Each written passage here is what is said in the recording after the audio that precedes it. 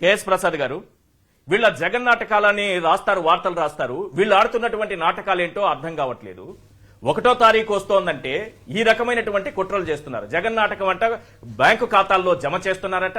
అవ్వాతాతలు ఏమైపోతారో అని ఒకవైపు అటు తాత, మన ఎల్లో తాత కన్నీరు గారుస్తున్నారు, ఇటు 75 ఏళ్ల కుప్పం తాత ఆయన కూడా కన్నీరు గారుస్తున్నారు. ఇప్పుడిప్పుడే తాతగా మారినటువంటి ఆ తాతల గ్రూప్ లో చేరినటువంటి నిమ్మగడ్డ రమేష్ కుమార్ గారు ఆయన ఏం మాట్లాడారో నేను క్లియర్ గా వినిపించాను కదా. ఏంటి సార్ ఈ కుట్రలు? ఎందుకు ఇలా మాట్లాడుతున్నారు? చేసిందంతా చేసి మళ్లీ రాష్ట్ర ప్రభుత్వం పైన నెపం నెట్టేయడం. ముందుగా సాక్షి ప్రేక్షకులకు నమస్కారం అండి. ఈశ్వర్ గారు, ప్యానల్లో ఉన్న పెద్దలకి మీకు కూడా ప్రత్యేక నమస్కారాలండి. సార్, ఒకటి మీరు ఇందాక ఇంట్రడక్షన్లో చాలా బాగా చెప్పారు. ఉసురు తీసేవాడికి ఉసురు పోసుకుంటే వచ్చే కష్టం ఎలా ఉంటుందో గత నెల ఈ నెల చూశాడు.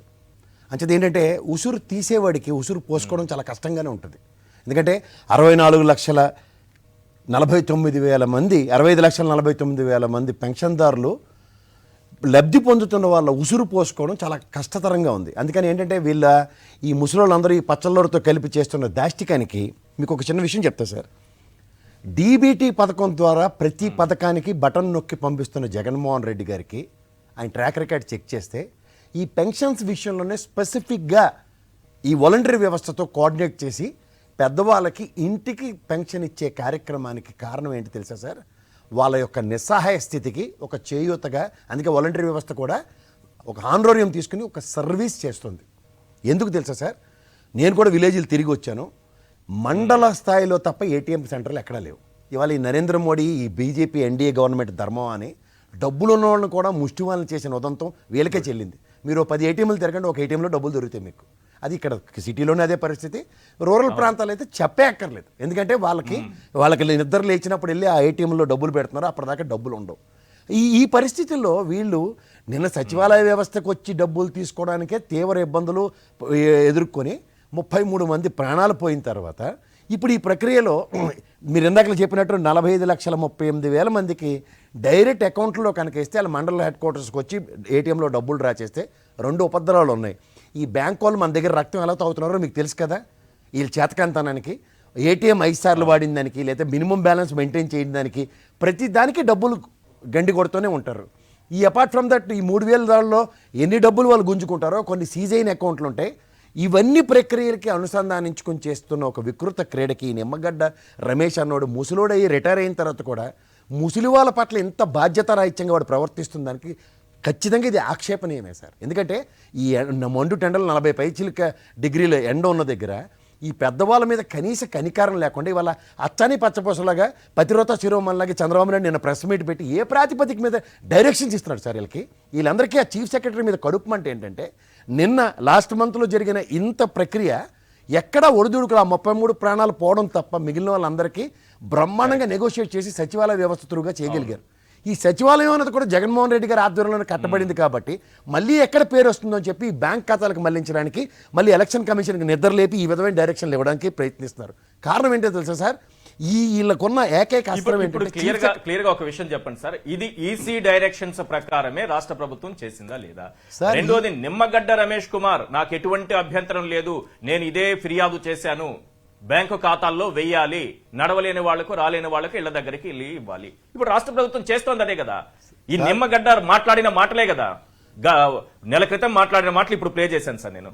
ఈశ్వర్ గారు, వాళ్ళు ఏంటంటే గజనీ మహమ్మద్ లాగా మొత్తం అన్ని మర్చిపోయి అపరిచితుల్లాగా ప్రతిదీ ఒక ప్రవచనాలు, ఇప్పుడు లేటెస్ట్ ప్రవచనాలు చెప్పడానికి అలవాటు పడిపోయారు వాళ్ళు. మీరు గతంలో నిమ్మగడ్డ ఇనిషియేట్ తీసుకుని ఈసీని ఎలా విధంగా రెచ్చగొట్టి వాళ్ళ ప్రేరేపించి వాలంటీర్ వ్యవస్థను నిలువరించాడో 58 నెలలు బట్టి ట్రాక్ రికార్డు మీరు చెక్ చేస్తే పర్ఫెక్ట్గా అందుతున్న దగ్గర ఈ 2 నెలలకి అఘాతం విఘాతం కలిగించింది ఎవరంటే ఖచ్చితంగా చంద్రబాబు నాయుడు, నిమ్మగడ్డ రమేష్. వీళ్ళంతా ఒక కూటమి కింద ఏర్పడి కుల ప్రాతిపదిక మీద రాష్ట్ర ప్రయోజనాలు వాళ్ళు పరిరక్షించడానికి ప్రయత్నిస్తారు. ఎందుకంటే వీళ్ళందరూ పెత్తందారులు. మీరు గమనిస్తున్నారు లేదు, ఎప్పుడైతే వ్యవస్థ పెత్తందారుల దగ్గర నుంచి సామాజిక న్యాయం చేకూరుస్తున్న ఒక వ్యవస్థకి ట్రాన్స్ఫర్ అవుతుందో వీళ్ళకి నిస్సహాయ స్థితిని కొట్టొచ్చినట్టు కనబడుతుంది. అందుకని మీరు గతంలో ఎలక్షన్ కమిషన్కి మీరు గమనించారు లేదో, పురంధేశ్వరమ్మ గారు కూడా ఆవిడ కేటగిరికల్గా ఎవడోని ఎక్కడెక్కడ డిప్లాయ్ చేయాలో ఎలక్షన్ కమిషన్కి ఈవిడ ఏ స్థాయిలో రికమెండ్ చేసిందో కూడా మనం చూసాం. దాని మీద మనం చర్చించుకున్నాం కూడా. ఇదే ప్రాతిపదిక మీద ఎలక్షన్ కమిషన్కి 100% డైరెక్షన్స్ ఇచ్చి ఆ డైరెక్షన్స్ లాస్ట్ మంత్ ఎగ్జిక్యూట్ కాలేదు కాబట్టి నిమ్మగడ్డ మళ్ళీ ప్రెజర్ దాని మీద బిల్డప్ చేసి ఈ విధంగా ట్రాన్స్ఫర్ చేయడానికి వెసులుబాటు తీసుకుంటుంటే వీళ్ళ ప్రైమరీ టార్గెట్ చీఫ్ సెక్రటరీ గారిని ఎలక్షన్స్ ముందు ట్రాన్స్ఫర్ చేయించాలి, చీఫ్ సెక్రటరీని కొత్త వాళ్ళని డిప్లాయ్ చేయాలి. ఇదే వాళ్ళ మోటో. ఆ మోటో ఏంటంటే మీరు ప్రతిదానికి ఒక మోటో ఉంటుంది సార్. ఆ మోటోని వెనక్కి మీరు రీకలెక్ట్ చేసుకుంటే their primary target DGP and సిఎస్ని ట్రాన్స్ఫర్ చేస్తాను కానీ వీళ్ళకి నిద్ర పట్టదు. ఎందుకంటే వ్యవస్థ స్వతంత్రంగా స్వచ్ఛందంగా దానికి అనుగుణంగా పనిచేస్తుంటే వీళ్ళకి డైజెస్ట్ కావట్లేదు. ఎందుకంటే ఈ నాళ్ళ దాకా వ్యవస్థని వీళ్ళకి అనుగుణంగా according to their whims and fancies and their tunes నడిపించడం అలవాటు పడ్డారు. ఇప్పుడు వ్యవస్థ స్వతంత్ర ప్రతిపత్తి ఎప్పుడైతే పనిచేస్తుందో, నేను మీరు గమనించట్లేదో ఆ భౌగోళిక ఛానల్లో అయితే గ్లాస్ గుర్తు ఇండిపెండెంట్ ఎవరికి ఎవరైనా డెలిబరేట్ ఇచ్చాడు. ఇవాళ చూస్తే ఎలక్షన్ కమిషన్ ఏం చేసింది, అది ఫ్రీ సింబల్ కింద పెట్టి ప్రతి ఒక్కరికి ఎలక్షన్ సింబల్లో ఆ హక్కు సంపాదించే పరిస్థితి క్రియేట్ చేసింది, ఇంక్లూడింగ్ తెలుగుదేశం రెబల్ అభ్యర్థులకు కూడా గ్లాస్ గుర్తు ఇచ్చి. సో ఇవన్నీ ఏం చేస్తారంటే 1 day before designed program, 1 month designed program మీరు గమనిస్తే 10 ఏళ్లలో పవన్ కళ్యాణ్ తన పార్టీని సింబల్ లేని పార్టీగా చేసుకున్నారు, అంతేనా సార్? మీకు ఒక మాట చెప్తా, ఒక పార్టీ కనుక నిజంగా నిలకడగా నిస్వార్థంగా ప్రజాసేవ కోసమే పార్టీ కనుక ఆవిష్కరిస్తే వాళ్ళ ప్రయోజనాలు, ప్రజల ప్రయోజనాలు పరిరక్షించడం కోసం నిరంతరం కష్టపడతారు. వీళ్ళు ఎంతసేపు వేరే పార్టీ వాడు ప్రయోజనాలు పరిరక్షించడానికి ఈ పార్టీ పెడితే ఇలాగే ఏడుస్తుంది వాళ్ళ పరిస్థితి. అందుకనే వాళ్ళకి గాజు గ్లాస్ ఉందా లేదా, వాళ్ళ ప్రయోజనాలు పరిరక్షించబడ్డాయో లేదో వాళ్ళు చంద్రబాబు నాయుడు అనే వ్యక్తి పరిరక్షించబడ్డా లేదన్న కాన్సెప్ట్తో డ్రైవ్ అవుతుంది జనసేన పార్టీ. ఇది ప్రజలు గ్రహించగలిగితే చాలు. ఈ ముఖ్యంగా ఈ నిమ్మగడ్డ గారి డైరెక్షన్లో ఎలక్షన్ కమిషన్ నటిస్తున్న దానికి చూస్తే ఈరోజు గత మంత్లో లేని అప్రహెన్షన్ ఈ మంత్ ఎందుకు వచ్చింది? మండల హెడ్ క్వార్టర్స్లో తప్ప ఇంకెక్కడ ATM సెంటర్స్ లేవన్న విషయం ప్రజలకు తెలుసు. ఎలక్షన్ కమిషన్ సుమోటోగా మొత్తం అంతా పవర్ అంతా ఈ మూమెంట్లో తీసుకున్న దగ్గర ఎక్కడేముందో కూడా వాళ్ళకి ప్రాథమిక అవగాహన లేదా? ఇంతమందిని కష్టపెట్టే హక్కు ఎవరిచ్చారు వాళ్ళకి? ఇది గమనించమనండి. వాళ్ళే డైరెక్షన్స్ ఇస్తున్నారు అకార్డింగ్ టు దేర్ కన్వీనియన్స్. ఈ డైరెక్షన్స్ ఇంప్లిమెంట్ చేసినా సిఎస్ని బ్లేమ్ చేయడానికి ఒక కుట్ర పని రెడీగా ఉన్నారు. వీళ్ళు ఎంతసేపు జవహర్ రెడ్డి గారి మీద అలో లక్ష్మణ ఏడుపు. వీళ్ళకి ఏంటంటే వీళ్ళ దగ్గర ఈ సామాజిక వర్గ పరంగా నిమ్మగడ్డ రమేష్ ఇంటి పేరు ప్రాతిపదిక మీద ఇతను చేస్తున్న రాక్షస దహన కాడ ఎవరికే కనబడకూడదు. కానీ జవహర్ రెడ్డి గారు లాస్ట్ పేరు ఉన్న రెడ్డి అని సిఎస్ఏ ఉన్నప్పుడు ఈయనకున్న డిస్క్రిప్షన్స్ కూడా యూజ్ చేసి పవర్ సెంటర్గా పనిచేస్తున్న దగ్గర కూడా జగన్మోహన్ రెడ్డి గారి ఇన్ఫ్లుయెన్స్ ఉందని ఏడుపులు పెడబొబ్బులు. ఎందుకంటే గతంలో వ్యవస్థను ఈ విధంగా నిలువరించేవారు కాబట్టి. కాదు సార్, ఈసీ డైరెక్షన్ ప్రకారం సిఎస్ నడుచుకోకూడదా? ఈసీ ఇచ్చిన ఆదేశాలే కదా అవి.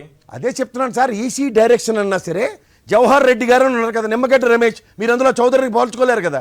ఇక్కడైతే రెడ్డిని పోల్చుకొని జగన్మోహన్ రెడ్డి గారికి ఆపాదించి వీళ్ళు పంటలను సులువు చేసుకోవడం. మీరు ఇది గమనించండి కావాలంటే. వీళ్ళకి డైరెక్షన్స్ అన్నవి ఎలక్షన్ కమిషన్ అవ్వనండి, గౌరవ న్యాయస్థానాలు అవ్వనండి, వీళ్ళ ప్రకారంగా నడుచుకునే విధానంగా డైరెక్షన్స్ వస్తేనే నడుచుకుంటారు.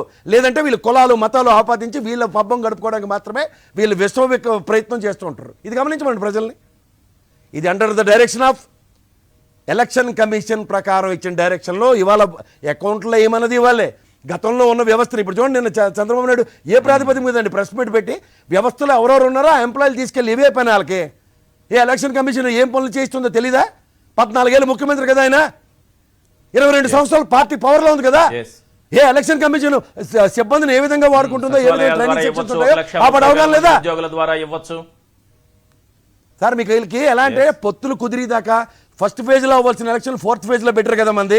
అంతే వ్యవస్థను ఎలా కావాలో నడిపించవచ్చు అపోహలో ఉంటూ కూడా ఇలా మాట్లాడుతూ ఉంటారు వీళ్ళు. మీరు ఇది గమనించండి. రైట్.